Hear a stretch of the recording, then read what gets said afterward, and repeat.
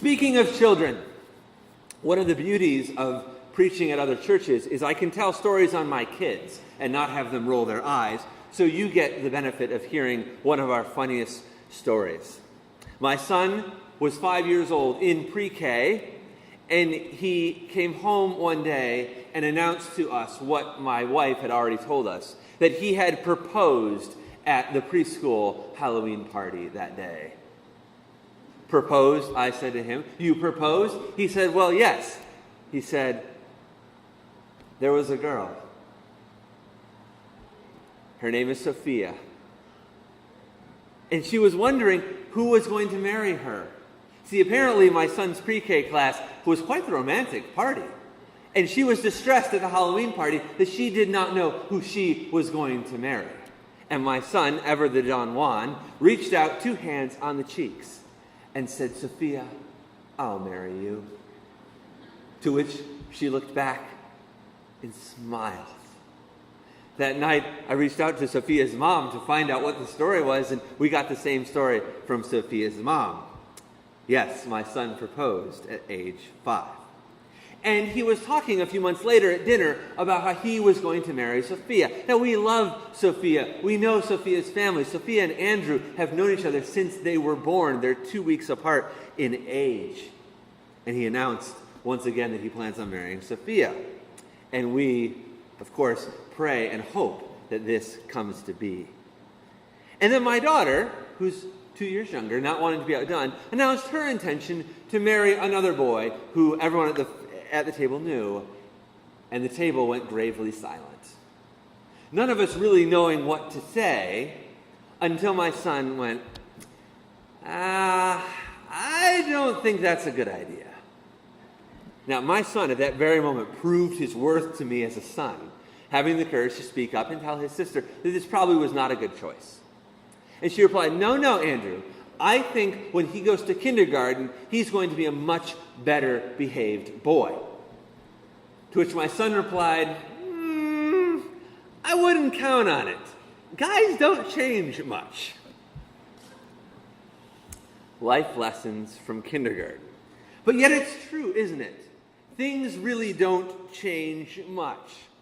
The last couple weeks and last couple months have been filled with reports of violence, of terrorism, of distress throughout our world, and even right here in our own nation. And yet the truth is that this is nothing new. Terrorism has existed for eons upon eons.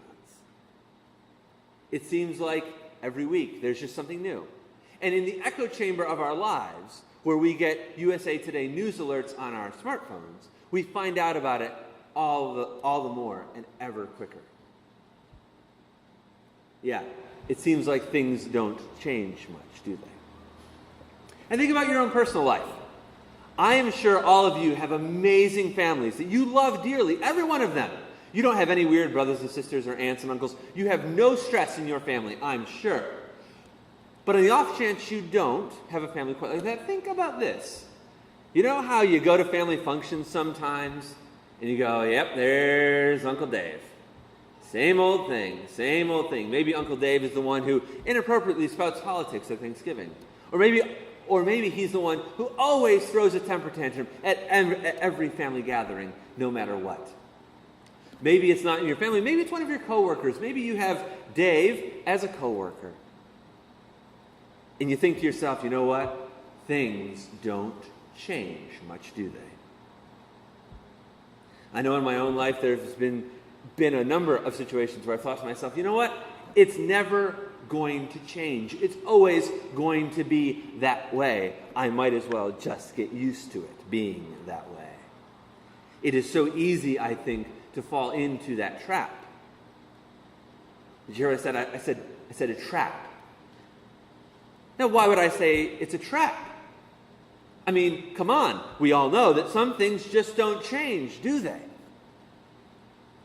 Well, my friends, you fell into a trap because a mere minutes ago, you prayed a line in a prayer that declares that, yes, things can change. If you wish, look back in your bulletin for a brief refresher. Thy kingdom come, thy will be done on earth as it is in heaven. Or more simply, as the author of our text today put it, let thy kingdom come. Let thy kingdom come. When you pray this line, you are declaring something radical. You are declaring the audacious and incredible and amazing truth that things can change. That when God is behind them, things can change. That when God's kingdom comes into our midst, that things can change. Now, the word kingdom is one that tends to trip people up. So I'm going to give you another illustration. And once again, I get to use family because they're not here to rat me out and get mad at me later. In the Wallace household, we have a certain way that things are done. There's certain rules that are expected to be followed. There's certain things you do and do not do. You do not eat your treat before dinner. You do not eat your treat before your chores are done. And by all means, at least once a month, make your room look semi-decent so that we don't have a sprained ankle when we come in to visit you. That's all we ask, right? In your household, you have a kingdom, per se. There's simply a way that things are done. There's a way that dinner is served. There's a pattern. There's a routine. There are things you do, and there are things that you do not do. These rules, this way things are, is akin to the idea of a kingdom. In God's kingdom, there are things that are, and there are things that are not. In God's kingdom, there are a certain way that things are to be done. They are to be done with, well, above all, love of God and love of others. So when we talk about God's kingdom coming, we talk about it in two senses. And this is also important to figure out. See, some people, when they hear God's kingdom, they think end of the world, Jesus' return, Armageddon, whatever words you wish to use. And yet, God's kingdom is twofold. It is both a present reality and a future reality.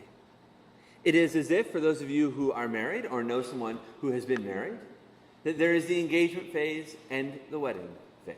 In the engagement phase, you are preparing. The idea that you are getting married is a present reality. If you are the parents of a bride or groom, you are writing checks to no end.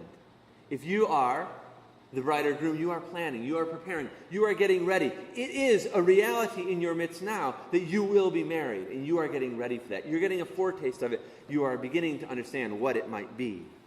In the same way, God's kingdom in the present reality is exactly that. We get glimpses. We get glimpses of what God's kingdom someday will be. When we gather at the Lord's table, we get a glimpse of that. The people come of different ages and of different races and gather together around the Lord's table. So when we talk about God's kingdom, yes, we're talking about someday, but we're also talking about now. Let thy kingdom come. We are in essence praying, God, act. God, change what seems that we cannot change. God, move in places where it seems that God cannot move. I'm dating myself a bit here, but some of you will remember the Apple commercials from about 15 years ago that were entitled Think Different. Think different. And it highlighted a number of people who, in Apple's view, thought differently. But there is a line in there that goes like this. They have no respect for the status quo. Those who think different have no respect for the status quo. And my friends, I want to argue this morning that as brothers and sisters in Christ, as those who believe in a God who raised a man from the dead, that we should think different. That we are called to think and believe different. That in the midst of a world that is broken and hurting, we need to be the ones who think and believe different. And why is that? Because the world needs people who believe things can be different. Cynicism and fear rules our society, doesn't it? Cynicism and fear rules our society. I love political conventions. You know what political conventions are entirely about? Scaring the bejeebies out of us so that we vote for somebody else. That's the whole thing. I don't care. Democrat, Republican, Libertarian, Green, they're all the same. It's a fear-driven narrative. If you vote for Hillary, it's going to turn out this way. If you vote for Donald, it's going to turn out this way. If you vote for I don't care who, it's going to turn out this way. It is entirely a fear narrative. Oh, let's talk about the fear that we use with our diet and health. Have you ever noticed what most foods are about? On some level, most advertising for foods are about scaring you into one of two things. If you don't eat this food, you're going to miss out on the best food ever. Or if you don't take this or change your diet, you are going to die tomorrow. It goes one way or the other. Fear drives so much of our society because fear is powerful. But one of the most common phrases in the Bible is this. It says, fear not. Fear not. We are called to fear not. We are called to be people who fear not.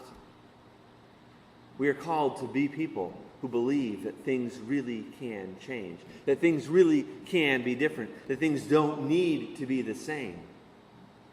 And why is that? It's what I said. We have an empty grave. An empty grave. Every Sunday that we gather in worship, we celebrate the Resurrection Day. That's why we gather and why we worship on Sundays, is that it was on Sunday that Jesus was raised from the dead. Each and every morning that we come to houses of worship and gather together, we do so remembering that the grave is empty. That's my reply to people who say to me, oh, things are so bad right now.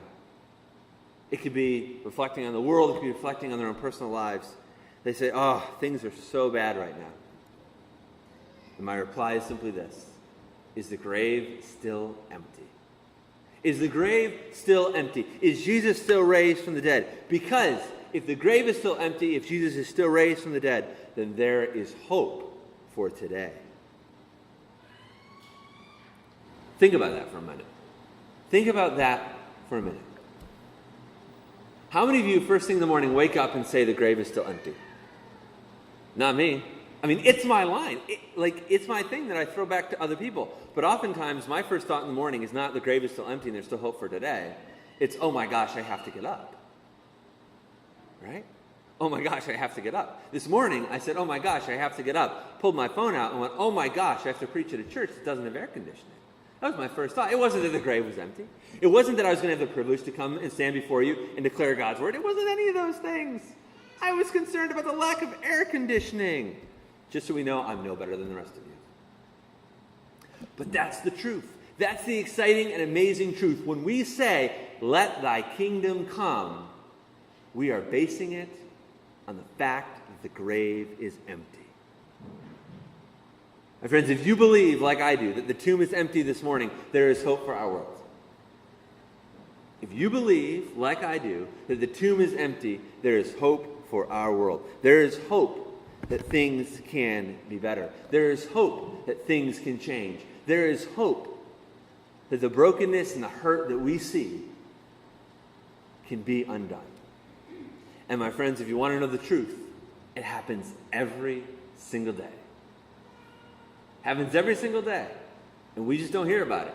Because it doesn't make for good news. It doesn't make for good news. It doesn't make for good news that a group of the youth of the First United Presbyterian Church of Tarentum served at Crestfield this week, helping people in need throughout the Western Pennsylvania community. That doesn't make the headlines, but that happened. It happened. What was wrong and what shouldn't have happened was undone because God's people believed it could be different and went into action and did something about it. You don't hear the stories on the news of the group from Malawi and South Sudan who are visiting Pittsburgh Presbytery this week, who are sharing fellowship, who are sharing the stories of what God is doing. You don't hear those stories because they don't make for good news. But the fellowship and the divide between continents is being broken down this week right here in our own midst, but we don't hear about it. My friends, the truth is, what is wrong in the world is made right when God's people act. We just don't hear about it often enough. But that's the truth. When God's people respond, when God's people act, when God's people see a wrong and take action, what is wrong is made right because God acts through us. But my friends, we're not just talking about the situations out there. I want you to think about your own life. The places in your life where you feel stuck and trapped and where there is no hope for change. It could be at work, it could be in your marriage, it could be in a friendship, it could be a number of things. It could be your health. And it is so easy to believe that things will never change. But my friends, do you believe Do you believe that God has raised Jesus from the dead? At least nod for me. Do you believe that God has raised Jesus from the dead? If you believe that God has raised Jesus from the dead, there is hope in the midst of your life, no matter how hopeless that situation may seem. If the tomb is empty, my friends, there is hope for today. Maybe your problem is like my problem. You see, I believe that out here. I can say it, I can preach it. But to live that way? Oh, no. See, that's hard. That is hard work. Because you have to begin to believe differently. Cynicism and fear are comfort objects in most of our lives. We simply fall back on them and say we're afraid or it can never change, because that's just frankly easier. It's frankly easier, at least in my life, I don't know about yours, but at least in my life, it is easier to say to myself, Brian, don't worry about it, it's never going to change, there's nothing you can do, just walk away, than it is to say to yourself, Brian, God can do this. God can do this. God can bring a change. It's easier to just walk away. Yet, my friends, I believe now, as it's been for 2,000 years, that the people of the church are called to be different, are called to believe different, are called to live different, are called to remember each and every day that the tomb is empty. A man was raised from the dead. That doesn't happen without extraordinary power. My friends, each Sunday morning that we gather together here and throughout the churches in the entire world, no matter how big or small, we gather because God raised a man from the dead. If you believe that, as I do, if you believe that God has raised a man from the dead, my friends, there is hope for our world. There is hope for our lives. Maybe our biggest challenge this morning is to begin to believe differently. To begin to believe differently that in our own lives and in our world, that cynicism and fear do not rule, but hope. And that when we pray, let thy kingdom come, we are asking God to act. And when we are faithful, when we listen, and when we know that God calls us to act, it's amazing the difference that can make. I'll close with a story. Some of you who are attentive might notice that I speak with a slight speech impediment. I slip up every so often, I trip, I stutter. As a child, I was in speech therapy in elementary school. And all through middle school, and all through high school, one of my most hated things was reading in front of people. And about the end of my sophomore year, or the middle of my sophomore year, I began to get this sense that God was calling me to something new. What kind of sick joke is it to call a kid who spent most of his life in speech therapy, stuttering his way through every public speaking engagement he ever had, and call that guy to ministry? That seemed like a sick joke to me. And you know what I said? I said, nuh-uh, no way. I am not that guy, wrong plan, not happening. But over and over, God beat me over the head, proverbially, and said, no, this is what I want for you. Trust me, it'll work. My friends, what had to change was that I had to change. I had to believe differently. I had to believe that God knew what he was doing. I had to believe that if God called and I responded in faith, that God would bring me to where I needed to be. The irony is that now one of my primary jobs is to speak each week in front of people. My friends, in my own life, I've seen where when I pray that prayer, let thy kingdom come, and when I believe and remind myself that, the tomb is empty, and when I commit in prayer to trusting and knowing that God can do amazing things, I have seen my life change, and I have seen the lives of others change. My friends, this morning as you walk out those doors, remember one thing. The tomb is empty. Death has been defeated. Hope is real in our world and in our lives. In the name of the Father, and the Son, and the Holy Spirit, let the people of God say,